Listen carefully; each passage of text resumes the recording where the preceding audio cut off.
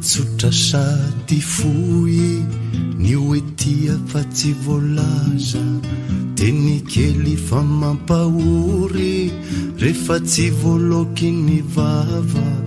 ny fitiavana lay reny mbola afako ioka hafa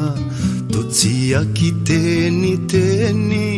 nefa enoko mitafa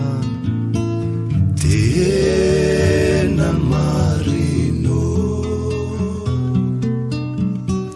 tena marino